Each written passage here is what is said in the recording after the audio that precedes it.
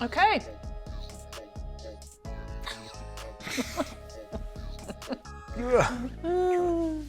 Wake myself up.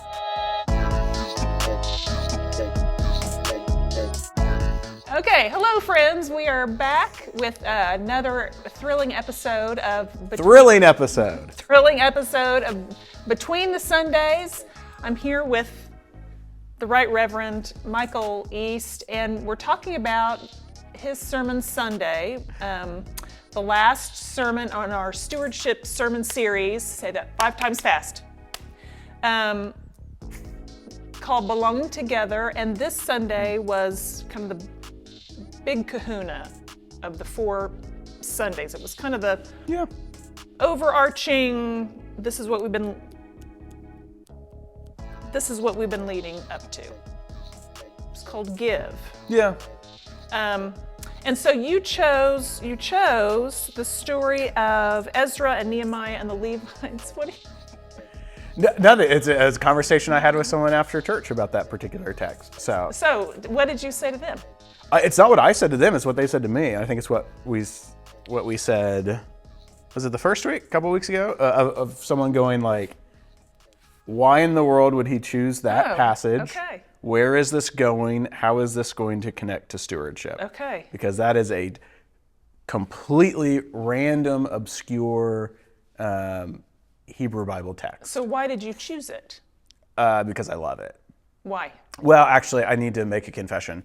Because at first I was going to use one text of the Israelites returning to Jerusalem and rebuilding the walls. And when they rebuild it, they find the scroll hidden. But I forgot that was not actually the text. And it wasn't going to work in the sermon at all. So I flipped and thought, Ezra. And so I came to this text. Yeah. And so what about this particular text spoke to you and about that theme of belonging together?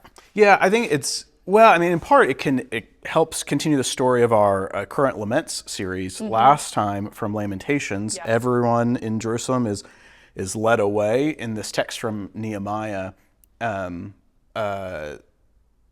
subset of the population is brought back to Jerusalem under Ezra's leadership. And it's kind of it rounds out that story of the people returning home. And Ezra speaks about the joy that is present there, and he reads from Deuteronomy of God restoring the land back to the people, and how much more God will give to them. And then he says, don't weep, this is a good thing. Everyone go home and eat really good food and drink really great drinks, and then take some of that to your friends and your neighbors, and institutes the sacred ritual of potlucks. And I thought that was just kind of a cool thing of potluck as an act of stewardship. Yeah. Yeah, and I think it worked really well in your sermon. I was surprised by that text. Why is that? You're making a face. I don't know why I was surprised by it. I think, part of it is that they're remembering who they are. Right? Yeah. They're doing all this to remember who they are because they've kind of forgotten who they are after being in Babylon for so long. And how does a potluck bring us back to who we are? If we've forgotten who we are in this culture, how does something like a potluck bring us back to ourselves? Yeah. I kind of brought that in with Dr. Della Rosario talking about her Filipino culture. Right. And I think she speaks to that, is you bring your best possible dish to the potluck. You don't just bring a bag of Doritos or a bucket of KFC. She talks about you don't bring what's easiest, but what's best. And when I think about really good church potlucks, someone brings a recipe that their mom made for them, or something unique to the town that they grew up in. Through our cooking, we kind of reveal who we are and what we like, and kind of center that in identity when it's more than just the easiest thing we can grab on the way over. Yeah, and the point in that story, which I loved, was that when we just take to the potluck what's easiest for us. Yeah. It says more about us Right. than it does how we feel about the community. And I think about God. Yeah. Although sometimes the best for us on any particular Sunday might be a bag of Doritos. Right. Yeah. I mean, that is the danger in that sermon almost, is it feels like I have to bring the best of everything I have every single time. And we've talked about this in previous episodes.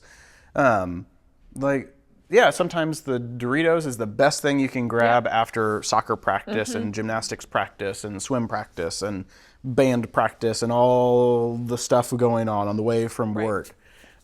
So participating in some way is better than not participating at all. Sometimes the Doritos is the best you got at the moment. Yeah.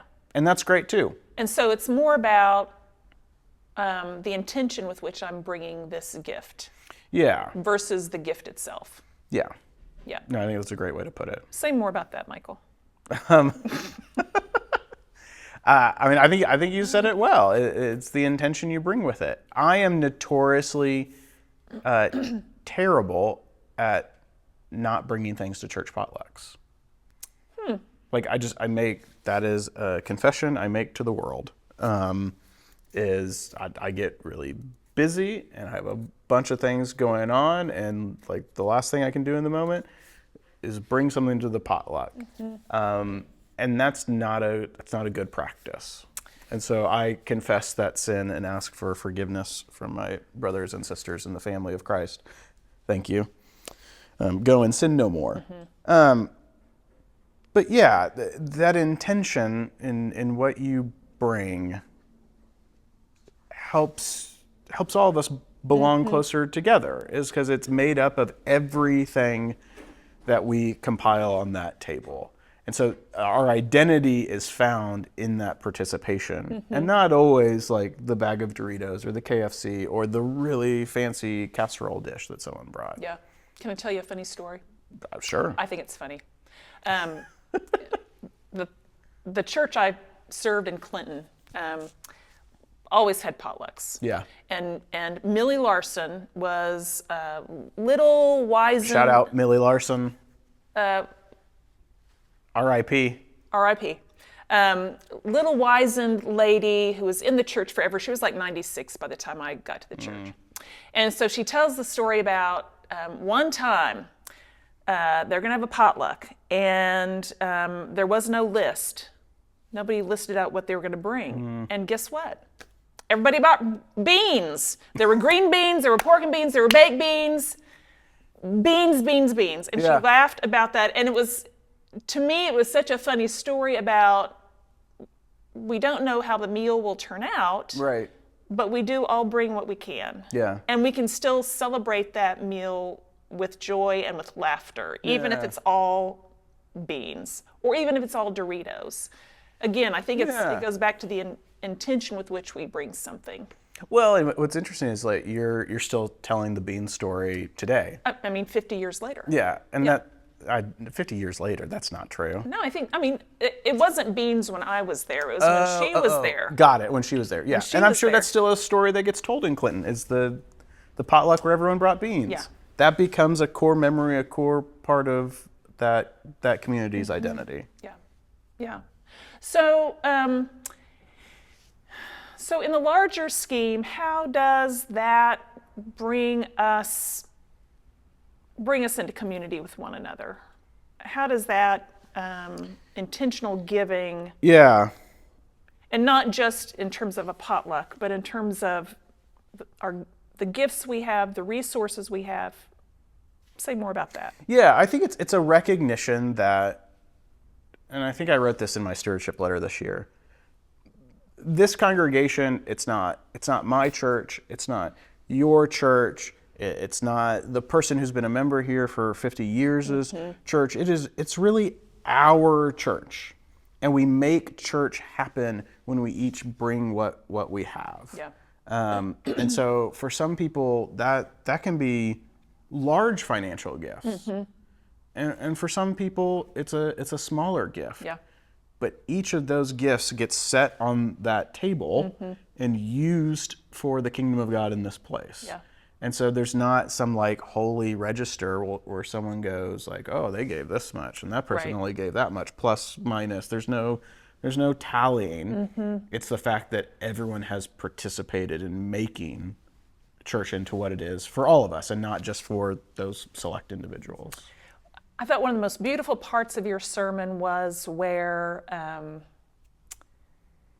the scripture is read and it's interpreted for the people, so they start maybe hearing some familiar words and they start singing these old songs of Zion. Yeah. And you say they may have mispronounced some of the words. It may have been out of tune for some, but they start singing together. Yeah. And I think it's really when we do all bring what we have, whether it is an out of tune voice or not, that when we're participating as community and we remember who we are, and I think it's in community that we fully remember who we are. Yeah. That's when we can begin to celebrate and live fully into being a Christian community together. Yeah. Yeah. I think you nailed it. You should have preached on Sunday. Nah. What was I doing up there? I thought you did a fabulous job, as always. No, it was fun. Yeah. Thanks for being in this sermon series to us. Yeah, it's been a good one. And I'm excited for this next series too. This shared stories. Yeah. I think it'll be a good one. Always is. Always is. Always good. Always good. Good. Friends, thanks for being with us. We'll see you next time. Is that the right camera? Question mark.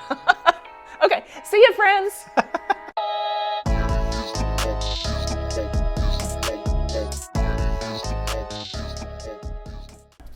Pardon me. Let's do the intro again. It seemed a little sad for some reason. It was. Hello and welcome.